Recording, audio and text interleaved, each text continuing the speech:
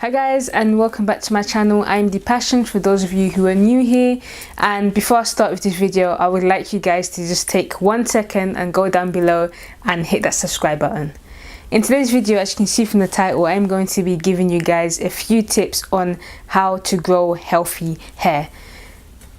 Disclaimer, this video is not to show you things or tell you things that will help grow your hair, but this is things that will help you grow healthy hair, how to maintain healthy hair. And if your hair is not healthy, of course your hair is not going to grow as you would like it to grow. So I'm going to be giving you guys 12 tips and hopefully you guys will put in practice. The first tip is going to be moisture. Moisture can come in different forms or different ways, if that makes sense. So you have water, which is literally the main type of moisture that your hair should be receiving. So on your wash days and even before you apply your moisturizers, me personally, I like to spritz my hair with some water. I just feel like it locks in the natural moisture it already has, or adds moisture. I don't know if that makes sense to you guys, but I feel like it adheres more to your hair. So I tend to try and moisturize my hair at least once every day, especially in the colder periods, or once every 2 days, or if not, I like to use spray leave-in conditioners, and my favorite one is Palmer's, and I tend to do that every night or in the morning, whenever I feel like my hair needs the moisture. The second tip would be deep conditioning your hair at least once a week. This is something that I never used to do. I would do it, probably once every 2 weeks or once a month, or when I feel like, okay, my hair needs a deep conditioner, I want my hair to feel really nice. But that's wrong. I've learned that you should do it once a week to keep in moisture, retain moisture. And those with natural hair, that we tend to lose moisture a lot. Our hair tends to dry out a lot, so it's good for you guys to deep condition your hair. And if you're new to my channel or you've not seen yet, I have been doing a series called Treatment Thursdays. I will link my videos over here, and I just do different treatments, or basically new treatments that I've not tried before, or challenges which is coming up soon, using deep conditioners or hair treatments. So check that out. The third tip would be increasing your water intake. I try to take at least a liter of water a day. There's days where I do less, but I see a difference in my hair and also my skin when I take in a lot of water. I am aiming on at least drinking 2 to 3 liters a day, which is very hard, but I want to embark on this challenge. But I have seen it has made a difference in my hair growth. So drink your water. The fourth tip would be having clean hair.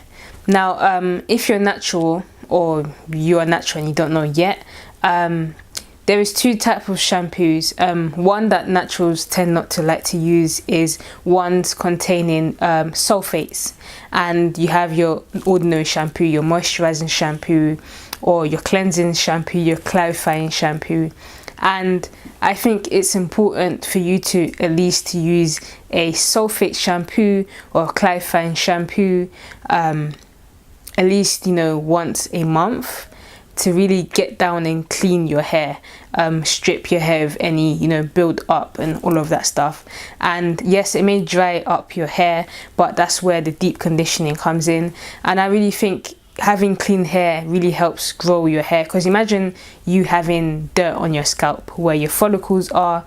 Hair is not able to come out.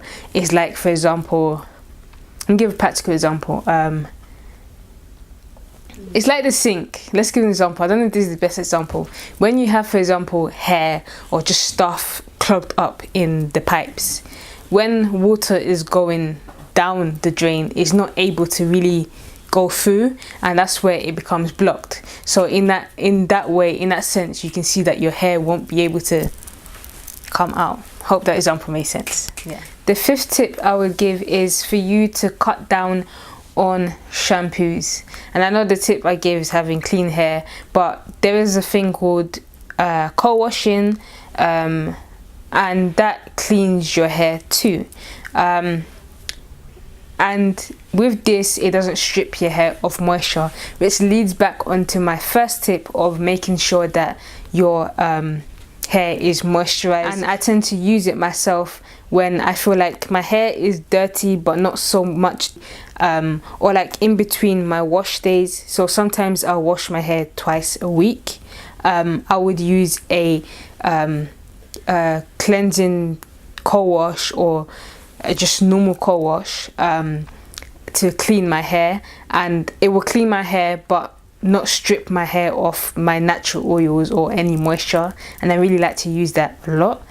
And please do not mistake co-wash, which stands for conditioning wash, for you using your conditioner and just applying it to your hair and then rinsing it to wash. That's not how it works at all. The next tip would be doing protective styles but taking breaks in between. Now, for the past few months, probably since August, I haven't really been doing protective styles due to personal reasons, which I will share with you guys soon. But when I do, I make sure it's not tight, for one, and I take breaks in between. So I don't take out my extensions or whatever I have in and then straight away go into another protective styles. Especially when it's with extensions, like I have this in now. I'm probably going to take this out soon, probably in 2 days. But I'm not going to go straight in and, you know, put in another protective style, give it a break. But I mean, I can go in with another one straight away, because this is not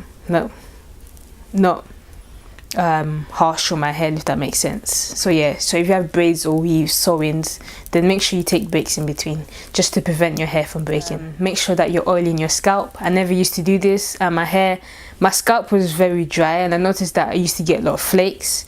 But since I've started, you know, oiling my scalp, I realized I haven't been getting that. My scalp hasn't been, you know, itching as much as it used to. So I like to use things like jojoba oil and tea tree oil. There's one particular oil I like to use in my scalp, which is from Cantu. If I find the picture, I will leave it over here. And I've been doing that like on my wash days. After I'm done, I'll apply it to my scalp, and because it contains jojoba oil and tea tree oil, it really just moisturizes my hair and stop any dryness or itchiness. So yeah, and another thing I like to use is castor oil and argan oil. Next tip is making sure you are wrapping your hair at night, with either with a satin bonnet or a satin or silk scarf. Now I know at times, you know, scarf may, you know, slip off at night, but what I like to do is use both a scarf and a bonnet. And also, I know some people say, oh, sometimes I forget to wrap my hair and I'm in bed already, I don't want to get up and get my scarf. One thing I like to do is sometimes get my scarf or my bonnet, and when I've taken it off in the morning, I like to place it under my pillow, so that when I'm in bed and I forget to wrap my hair, I just know it's under my pillow and can just do it straight away.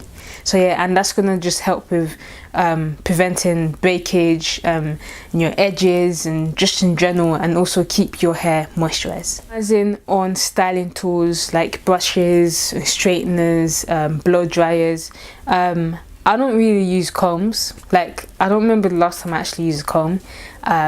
One thing I like to use is tangle teasers, but I only use that on my wash day to detangle once I have my conditioner in my hair. Besides that, I like to finger detangle.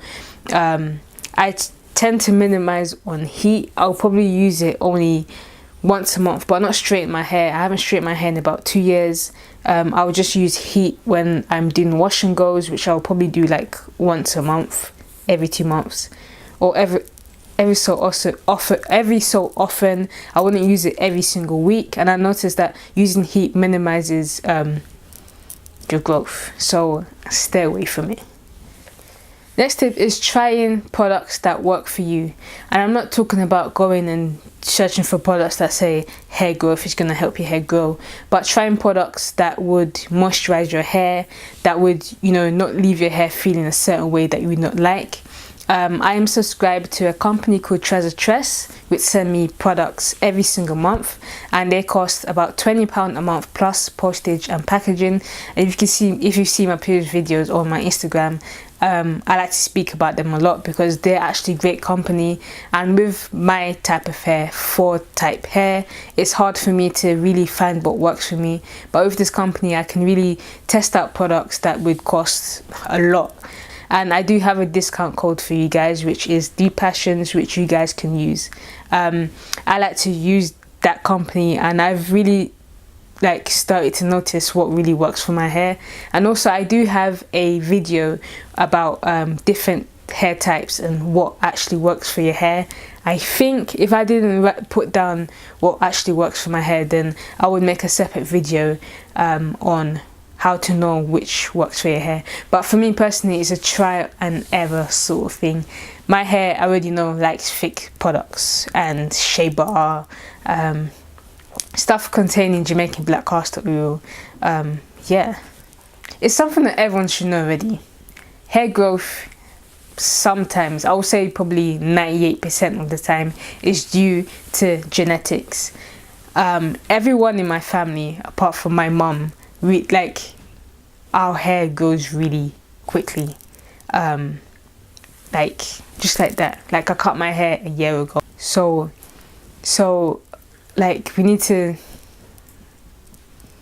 not, like, I hate sometimes getting these questions. Oh, what did you do to grow your hair? What are you using your hair?